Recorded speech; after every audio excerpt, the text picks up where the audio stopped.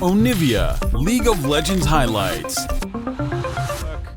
6 times, I guess. I like this way more than the Senna, though, because I think Senna with this draft, you have a Wukong, Ahri comp, and you're trying to use a Senna in these longer fights against Silas. Okay, hold on. Umpty. Yeah, aiming. He's relatively low on mana. He's going to get lit on fire as Henna should be delivered this kill. Yep, very comfortably. Delight tanking up the turret beautifully. Henna picks it up. Didn't really want it there. As now Cuz Nimbus strike in, and that is, oh, the bailout. It's not going to save his life, and that is 2 kills for the Monkey. All right, it looked really good for Fredit BRION until it was an absolute disaster. Lava might also... And Cuz going to be over here as Umpty is going to be able to secure this one, but the Cyclone comes down. Vikla finds the charm, and Umpty is just punished for greeting for the Rift Scuttler. Yeah, and he doesn't need to force this now. BRION, not a whole lot to say here. Greeting for a Scuttle. And Cuz is going to be greeting for something else. Lava's going to pick up a solo kill onto the jungler. Not entirely sure how that one was set up, but certainly. So I think Fredit BRION are in a great spot. There's, you know, okay, I have to watch this unfold. Well, especially now. The quickness has come down. Life is just going to take so much damage.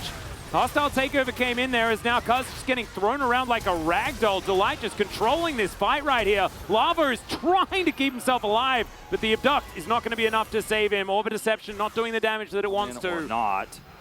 Well, we get the bad news as Charm will connect here. Lava actually able to dash his way out. Does have the Abduct as well, as now Cuz trying to find a bit of damage here as in goes Live. Finds himself the grand entrance as Cuz is going to lock down the kill. Vikla on this Ahri, absolutely fantastic, as well as the bailout comes through. They try to keep Lava alive, but it's not going to work out. Rascal will unfortunately fall, but Fredit BRION still lose out on the trade. Some assists being picked up here, but Ahri's value against Fredit BRION's comp that is trying to essentially run at them at all costs.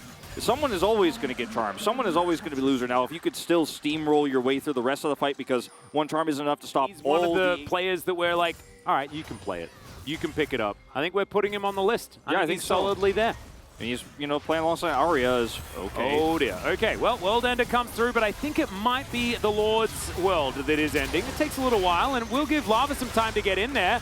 In goes Umpty as well, knocked up by the Cyclone, but he's back in there again. Hostile takeover to come down as well. Rascal ignored because they want the squishy targets. Life trying to dash out of there. Cuz being tricky, but he will be taken down. And Fredit BRION get their revenge top side of the map. Well, KT ruined their outer turret mid. I'm going to take down the turret here, so fairly successful here for Fredit BRION on the top side defense, but a trade and an extra turret going into another turret here for KT. It's largely why they have a gold lead at all, is their structure destruction. And they will be able to get another one here, 20 minutes into the game. So a lot of power. Yeah, I think it's going to be really important. They, of course, only have one real huge threat as far as a lot of consistent damage. I guess there's an argument there to be had for Lava, but if he gets into the back and snipes Henna, he's got multiple forms of CC, so he's not going to be too worried about the cleanse as long as he can, you know, get his Orbit Deception in the right spot. So I'm looking forward to seeing whether Vikla can be the difference maker in some of these later fights where Henna is going to be so important to Fredit BRION. Umpty probably don't want to stay around here too long. I believe Rascal saw him, actually, or maybe he wasn't looking. It was weird, the vision that was changed there. Here we go. Yeah, they are going to deny Rascal's escape here. Yeah, no Arctic Assault for you. And that is going to be the handshake guaranteeing it. But in goes Life. He kind of misses the CC this time, and Delight is going to be able to lock down that kill. They pick up a free extra one also, as Vikla kind of donated his life there. Back to come through damage necessarily.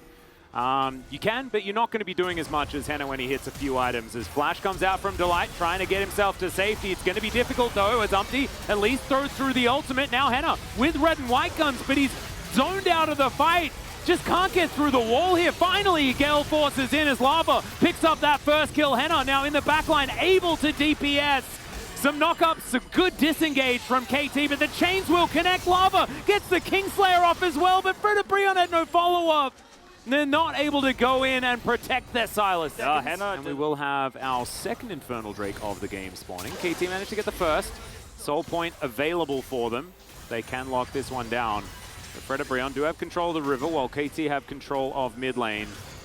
Bit of a flank angle here for Umpty. They're trying to corral them. Henna looking to land some damage. Good little charm connects on Umpty, and he'll just get blown up. No chance for him. No chance for Henna either, who tries to Gale Force to get himself out of the way. Cuz is going to almost get hit by his teammate's ultimate. Oh, it's Lava that hijacked it and took it away. Cuz will get secured though. And Fredit BRION are looking to try and turn. Even though Umpty has died, Henna's still doing a lot of damage, and Lord Morgan can be there as that front line. There's just not going to be a clean team fight in this game. It's just not going to happen, Atlas. And Henna gets a few of those pieces of honey fruit, comes back up to half health, has awkward guns for the fight, but does some damage back. KT looking to actually hold on to this Drake. Henna's still here, does not hold the back. Look at Morgan. He just walks in there. TP comes through. Zero fear whatsoever. Both junglers are dead. Umpty's now running back, but there are no smites for anyone as Fredit BRION do pull it out of the pit, aiming. Wants to be able to snipe it, and he isn't going to be able to. Nice try. Aiming is losing, the item advantage that he has because, yeah, he still has one at the moment, but the items he has on the champion he has is not as valuable as Henna's damage and the consistent damage output he's going to have once he hits that third one. Well, this Baron is going down extraordinarily low, and Umpty, they have, like, no information. They just don't know that this is dead. They went down to 7 health. Did not matter whatsoever. As Sejuani is going to... I'm just not ready to trust the team with the Baron buff is actually not going to just totally throw it away, okay? Someone's been playing a little bit too much solo queue recently. As Vikla is going to get the shove on as the rest of KT looking for that flank around the side. Delight in the brush, but realizes that it's very dangerous to be there. There's the Glacial Prison collected. Lava still not level 16 yet. As there is the Glacial Prison that does go down. Umpty just dives himself in there. Does a fair bit of damage. Hostile takeover also going to come down as, all right, Assault and Battery comes in, and here is Morgan into the backline. The Xayah immediately goes down. Life has to go golden. Vikla off to the sides doing a bunch of work, but that Infernum, now that the Infinity Edge is done, is doing some damage.